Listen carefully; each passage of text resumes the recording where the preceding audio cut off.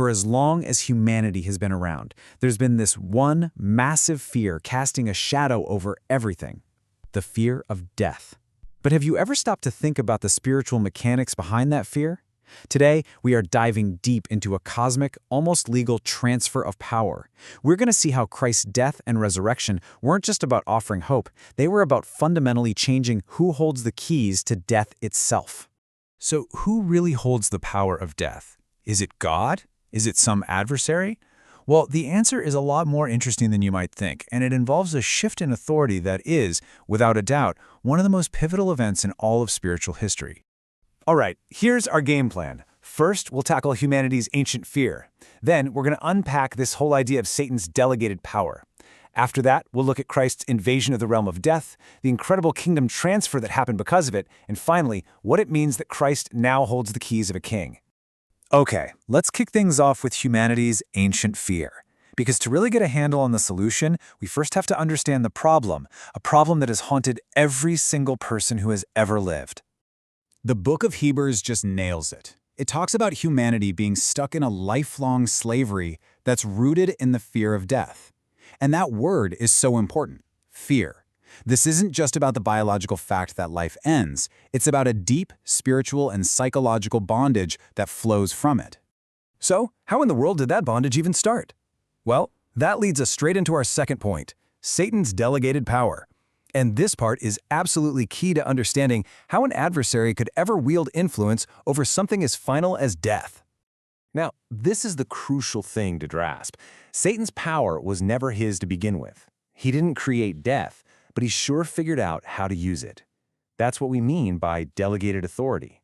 You know, it's kind of like a local governor who only has power because the king gave it to him. It's limited, it's conditional, it's not his own. And his slide lays it out perfectly. On one side, you've got God's sovereignty. It's absolute, it's inherent. He's the one who numbers our days, period. And then on the other side, you have Satan's power, which is totally different. It's delegated, it's exploitative. He can't decide when we die, but he can absolutely exploit the fact that we do by weaponizing our fear of it. So when you boil it all down, his power isn't some metaphysical control. It's psychological. By luring humanity into sin way back in the garden, the adversary got a foothold. He uses the terror of what comes after death, the judgment for sin, to keep people trapped. It's an insidious, vicious cycle of control. But that entire system, it was about to be completely and utterly broken. Let's move on to our third section, the invasion of death, and see how the entire spiritual reality got turned on its head. Okay, so under the Old Covenant, before the ultimate price for sin was paid, there was this place where everyone who died went. It was called Sheol. Think of it as the realm of the dead, a kind of waiting area. It wasn't the final heaven or hell, but this intermediate state. And many theologians believe Sheol was basically split into two sections with a great chasm between them. On one side, you had paradise, a place of comfort for the righteous who died in faith, waiting for their redemption. And on the other, a place of torment for unbelievers waiting for their final judgment.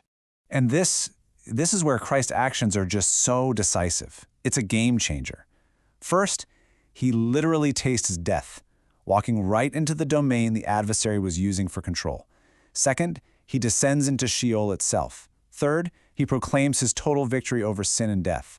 And finally, in this incredible power move, he leads the captives, all those righteous souls in paradise, free. This verse from Ephesians just captures that moment so beautifully. It paints this picture of a conquering king returning from battle in a victory parade. Christ marches straight into enemy territory, defeats the enemy, and then leads the former prisoners of war not into more captivity, but into glorious freedom. This incredible victory march set the stage for our fourth section, the Great Kingdom Transfer. This wasn't just a simple rescue mission. This was a fundamental change of government in the entire spiritual realm. And this comparison right here shows you everything you need to know. Before Christ's victory, humanity was basically born into the domain of darkness, defined by slavery to fear and condemnation. But through Christ's work, believers are literally transferred into the kingdom of his Son, a whole new reality defined by freedom, God's authority, and total forgiveness. So you might be asking, okay, how did this transfer actually work on a spiritual, legal level? Well, the cross canceled the adversary's claim. You see, sin was the debt that gave him his power. It was his legal right to accuse and torment.